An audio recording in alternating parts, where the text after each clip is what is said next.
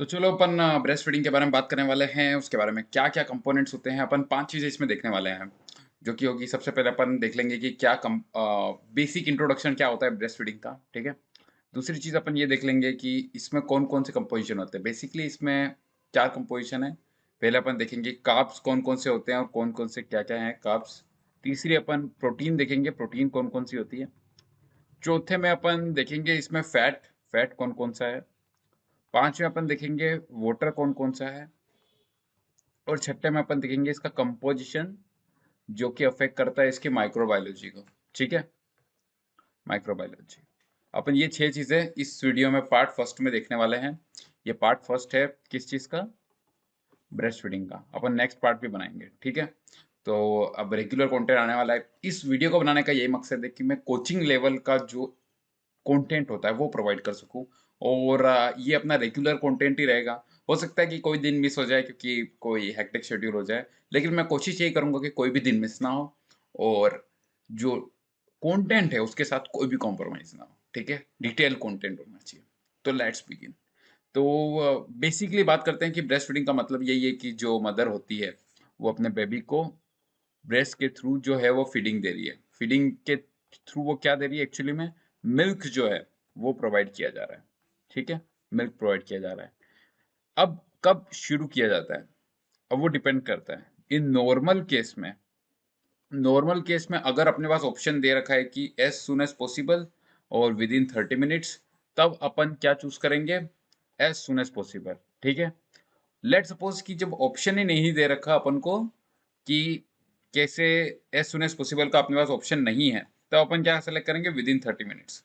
अगर वहां पे 20 मिनट्स है और 30 मिनट्स है तब भी अपन 30 मिनट्स ही सेलेक्ट करेंगे, ठीक है? ये वाली बात भी याद रखना। अपन जो है इस सीरीज में क्या क्वेश्चन किस टाइप से आते हैं और उनको किस टाइप से हैंडल करना है, किस टाइप से आंसर देना है, ये भी देख करके चलेंगे, क्योंकि अपन अल्टीमेटली कर किस लिए रहे? क्वेश्चन को सही आंसर करने के लिए, ठीक है?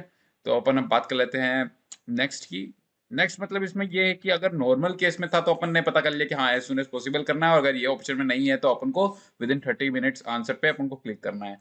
लेकिन क्या हो अगर जो बेबी है वो सिजेरियन सेक्शन में हो? सिजेरियन सेक्शन में क्या किया जाएगा कि एक ओल्ड फिनोमिनन है और एक न्यू फिनोमिनन है। मतलब कि 2018 में ये अपन को ये बात पता चली थी कि जो ब्रेस्ट फीडिंग है एक्चुअली में 1.5 घंटे तक ही की जाती है।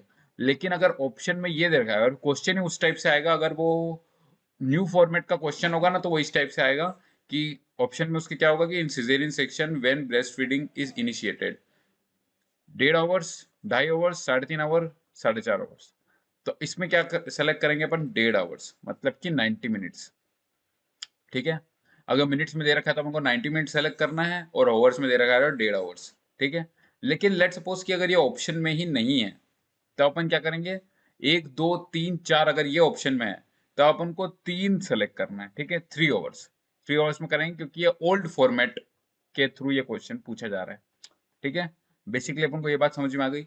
अपन नेक्स्ट की तरफ आगे बढ़ते हैं कि कब एक्चुअली में स्टॉप किया जाता है। अब जो ब्रेस्ट फीडिंग है एक्चुअली में 2 इयर्स पे पूरी तरीके से स्टॉप कर दी जाती है, ठीक है? 2 इयर्स पे। लेकिन इसमें जो 6 मंथ का टाइम होता है वो होता है एक्सक्लूसिव ब्रेस्ट फीडिंग का, और 6 मंथ से बाद से लगा करके 2 इयर्स तक, मतलब कि 24 मंथ्स तक वो टाइम रहता है विनिंग का, ठीक है? अब अपन इस दोनों पीरियड को देख लेते हैं कि एक्सक्लूसिव ब्रेस्ट फीडिंग क्या है और विनिंग क्या है, ठीक है?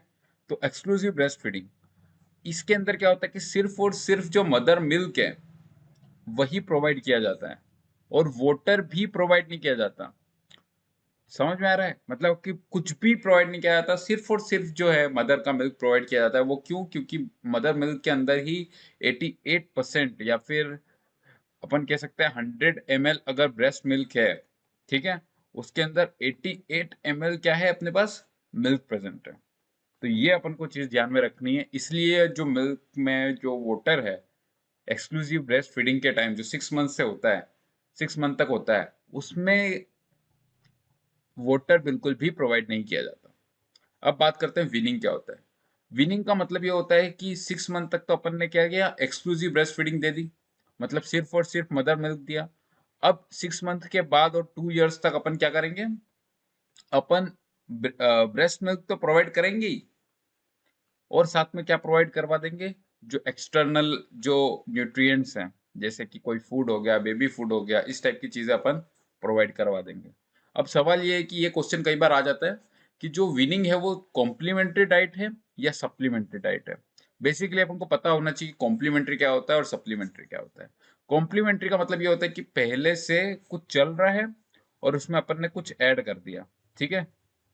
और सप्लीमेंट्री का मतलब ये होता है कि पहले से कुछ चल रहा है, उसको अपन ने हटा दिया और नया कुछ ऐड कर दिया, ठीक है। तो इसको अपन बोल देते हैं सप्लीमेंट्री। और अगर पहले से चल रहा है उसमें कुछ ऐड कर दिया, उसको अपन बोल देते हैं कॉम्प्लीमेंट्री। तो जो विनिंग है वो अपन प्रोवाइड करवा रहे हैं, ब्रेस्ट मिल्क तो प्रोवाइड करवा ही रहे हैं और उसके साथ साथ अपन अदर फूड भी दे रहे हैं, तो ये एक्चुअली में क्या है, कॉम्प्लीमेंट्री। तो कॉम्प्लीमेंट्री के अपन अपन उसको सेलेक्ट करना है अगर ये क्वेश्चन आया तो। अब जो नेक्स्ट चीज है कि विनिंग इनिशिएटिव क्यों की जाती है। मतलब कि 6 मंथ तक तो क्या हो रहा था कि जो न्यूट्रिएंट्स है उसकी किसी भी एक्सटर्नल न्यूट्रिएंट्स की तो जरूरत पड़ नहीं रही थी, ठीक है। अब अचानक से 6 मंथ के बाद ही क्यों जरूरत पड़ी, या फिर ऐसा क्या था जो मदर मिल्क में नहीं था, जो कि अपन को एक्सटर्नली प्रोवाइड करवाना पड़ा विनिंग के थ्रू। अब वो क्या था वो देख लेते हैं कि एक्चुअल में कब इनिशिएट किया गया था। 6 मंथ के बाद इनिशिएट की जाती है। अब जो ब्रेस्ट मिल्क होता है इसके अंदर जो आयरन होता है, एक टाइप का मिनरल, वो एब्सेंट होता है, ठीक है। इसलिए जो विनिंग है, विनिंग प्रोवाइड करवाना इसलिए इंपॉर्टेंट हो जाता है, ठीक है, इसलिए यह चीज इंपॉर्टेंट है। अब लेकिन अगर 6 मंथ तक आयरन उसको मिल नहीं रहा था, तो 6 मंथ तक बेबी ने सरवाइव कैसे किया। क्योंकि जो आरबीसी होती है उसके अंदर हीमोग्लोबिन होता है और हीमोग्लोबिन के अंदर आयरन होता है। आयरन के अंदर ही कैपेसिटी होती है किस चीज की, O2 के मोलिक्यूल को बाइंड करने की। तो इतने टाइम से आयरन की डेफिसिट में काम कैसे चल पाया, वो ऐसे चल पाया कि जो बेबी होता है ना उसके अंदर 250 mg आयरन जो होता है वो लीवर के अंदर स्टोर रहता है। तो अब ये जैसे ये 250 mg जो है यूटिलाइज हो जाता है 6 मंथ तक। अब इसलिए 6 मंथ के बाद विनिंग की जरूरत पड़ जाती है उस आयरन की जो कमी थी उसको पूरा करने के लिए। तो ये अपना रीजन था कि विनिंग क्यों शुरू की जाती है। इसलिए इसलिए शुरू की जाती है क्योंकि बेबी के पास आयरन की कमी थी और वो आयरन प्रोवाइड किया जाता है विनिंग के थ्रू। 6 मंथ तक प्रोवाइड करने की जरूरत नहीं थी क्योंकि बेबी के पास लीवर में 250 mg स्टोर था। तो ये कई बार पूछा जाता है कि बेबी के अंदर लीवर के अंदर कितना आयरन स्टोर होता है, तो वो होता है 250 mg। ऑल राइट, अब हम बात कर लेते हैं कि बेनिफिट्स क्या क्या हैं। अपन नेक्स्ट हेडिंग के ऊपर आ चुके हैं कि बेनिफिट्स क्या क्या हैं किस चीज के, ब्रेस्ट फीडिंग के। तो एक तो बेबी के अंदर भी बेनिफिट है और मदर के अंदर भी बेनिफिट है। तो आज के अपन इस लेक्चर में बेबी के अंदर जो बेनिफिट आएंगे वो अपन देखने वाले हैं। तो लेट्स सी। क्या है कि जो कार्ब्स है, मैंने आपको बताया था कि कार्ब्स मिलते हैं, प्रोटीन मिलता है, फैट मिलता है, वाटर मिलता है, और जो एडिशनल कंटेंट है अपन उसकी भी बात करेंगे। तो ये कितनी हो गई, 5 चीजें हो गई, ठीक है। अपन देख लेते हैं कि सबसे पहले कार्ब्स की फॉर्म में सबसे ज्यादा क्या होता है, लैक्टोज होता है। लैक्टोज जो होता है उसको अपन मिल्क शुगर भी बोलते हैं। तो ये कई बार क्वेश्चन आता है कि लैक्टोज का दूसरा नाम क्या है, मिल्क शुगर। क्योंकि ये मिल्क में सबसे ज्यादा होता है, जो मदर का ब्रेस्ट मिल्क है उसमें सबसे ज्यादा होता है, तो ये लैक्टोज हो गया, ठीक है। या फिर ये अदरवाइज भी जो नॉर्मल मिल्क होता है ना उसके अंदर सबसे ज्यादा जो होता है कार्ब, वो होता है लैक्टोज। इसलिए इसको क्या बोलते हैं, मिल्क शुगर, ठीक है। अब ये एक टाइप का डाइसेकेराइड होता है, दो मॉलिक्यूल से बना होता है, दो कार्बोहाइड्रेट के मॉलिक्यूल से बना होता है, दो मोनोसेकेराइड से बना होता है। और वो कौन कौन से हैं, दो, एक ग्लूकोज है और एक गैलेक्टोज है। अब गैलेक्टोज जो है उसको ब्रेन शुगर कहा जाता है क्योंकि ये ब्रेन डेवलपमेंट के अंदर हेल्प करता है, ठीक है। ब्रेन डेवलपमेंट के अंदर कौन सा मोनोसेकेराइड हेल्प करता है, वो अपना है गैलेक्टोज। ये भी क्वेश्चन आ जाता है कई बार। अपन क्या करेंगे कि जो भी क्वेश्चंस हैं उसकी सीरीज अलग से चला देंगे यूट्यूब शॉर्ट्स पे। मैं अलग से इसके क्वेश्चन और आंसर डाला करूंगा, एक एक क्वेश्चन होगा और उसका एक एक आंसर होगा। ताकि क्या होगा कि अपन को क्वेश्चन का रिवीजन भी हो जाए टॉपिक के बाद। जैसे ये टॉपिक कंप्लीट हो जाता है अपन वो वाली सीरीज भी चला देंगे, ठीक है। अपन बात कर रहे थे कि लैक्टोज एक्चुअली में मिल्क में होता कितना है। जो मदर मिल्क है अपने पास उसके 100 ml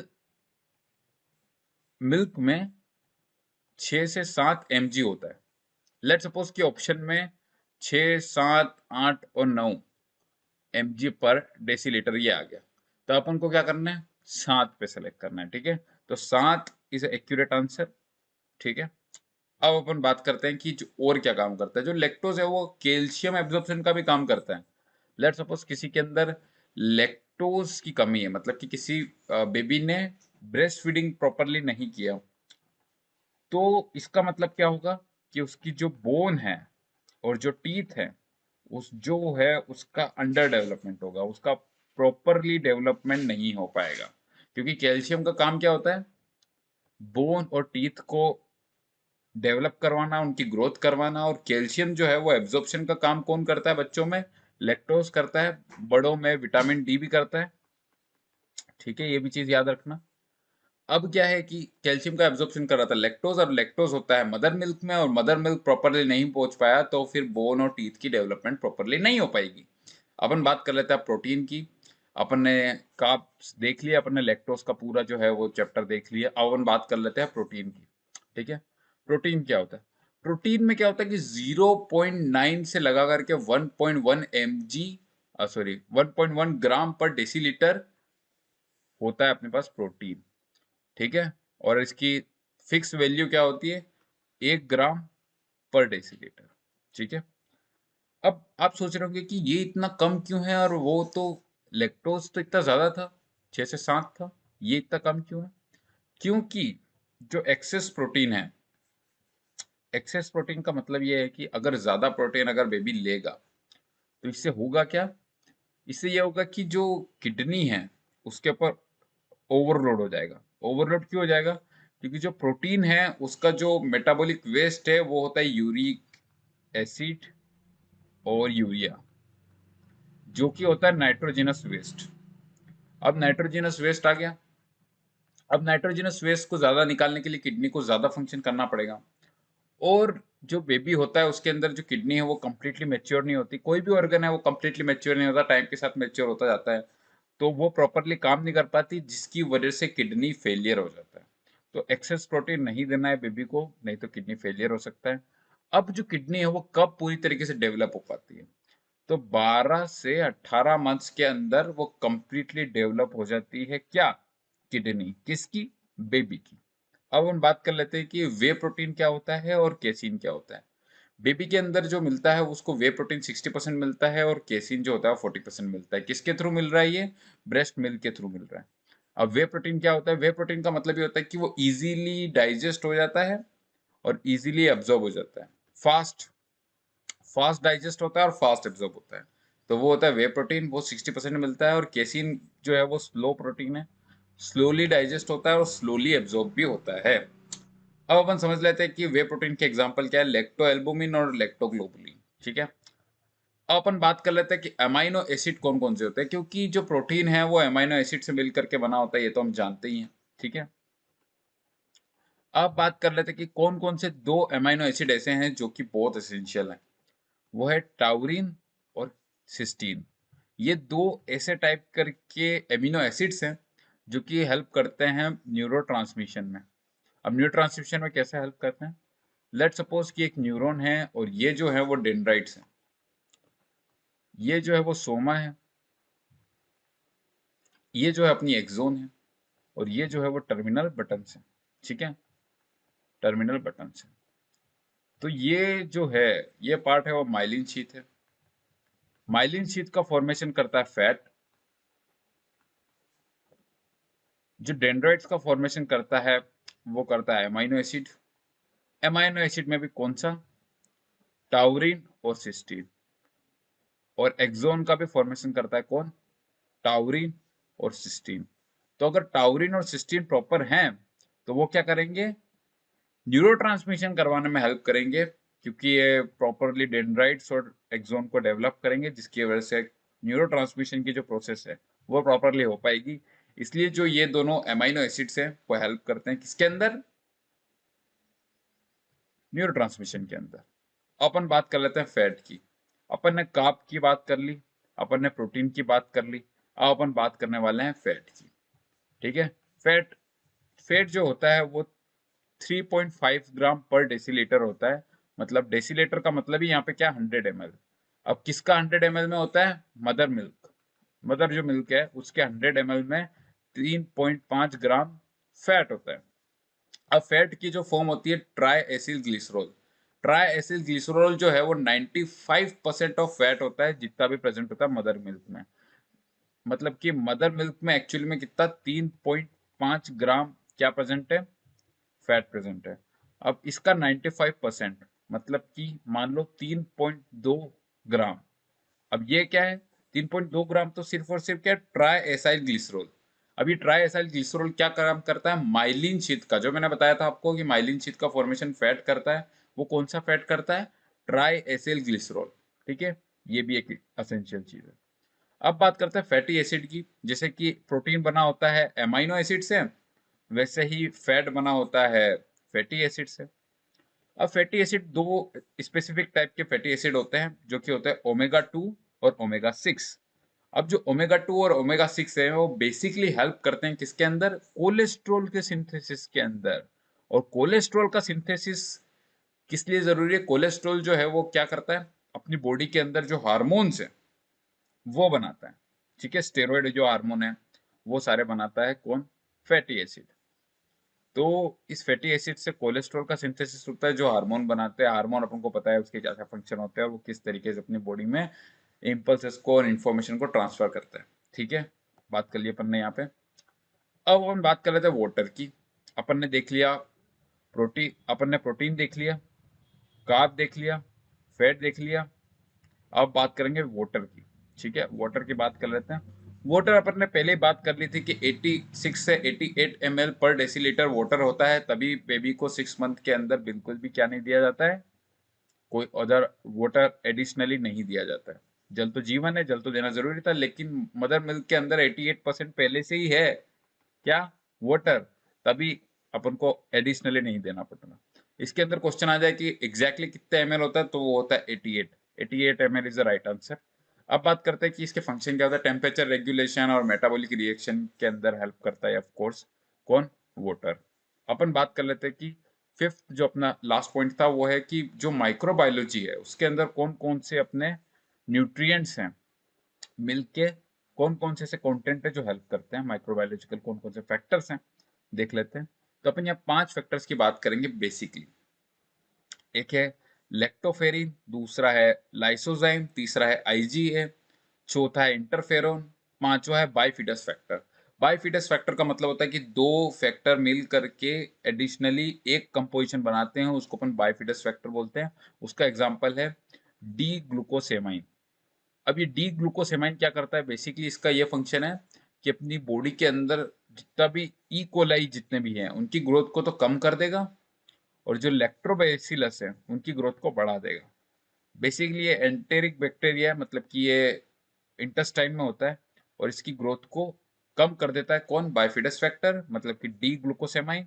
और लैक्टोबैसिलस बेसिकली वेजाइना में होता है, जो कि इसके पीएच को मेंटेन करके रखता है। ये फ्लोरा है एक्चुअली में। अपनी बॉडी के अंदर ऐसे कुछ बैक्टीरिया होते हैं जो अपनी बॉडी की हेल्प करते हैं, वो फ्लोरा कहलाते हैं। अब वो लैक्टोबैसिलस कहाँ होता है, वेजाइना में होता है, ताकि वो पीएच को बढ़ा सके। अब वो हेल्प, वो जिससे कि क्या होता है, पीएच अगर वो बढ़ जाएगी, सॉरी पीएच को कम करता है, पीएच को कम करता है मतलब एसिडिटी को बढ़ा देता है, एसिडिटी को बढ़ा देता है। ठीक है, अब इस एसिडिटी को बढ़ाने की वजह से जो अनदर बैक्टीरियाज है वो क्या नहीं कर पाते, ग्रो नहीं कर पाते। तो ये एक तरीके से बॉडी की ही हेल्प कर रहा है कौन, लैक्टोबैसिलस। और उसको बढ़ाने का काम कौन कर रहा है, उसकी ग्रोथ को इंक्रीज करने का काम कौन कर रहा है, बाइफिडस फैक्टर, जिसका एग्जांपल है डी ग्लूकोसेमाइन। अपन अब बात कर लेते हैं इंटरफेरोन। इंटरफेरोन क्या है, एक एंटीवायरल एजेंट है, एंटीवायरल एजेंट। अब ये करता है वायरस की ग्रोथ को इनहिबिट कर देता है। ठीक है, वायरस जो आते हैं उनकी ग्रोथ को इनहिबिट कर देता है कौन, इंटरफेरोन। अब बात कर लेते हैं लेक्टोफेरिन, लाइसोजाम और आईजीए क्या करते हैं, ये जो है वो एंटी बैक्टीरियल है,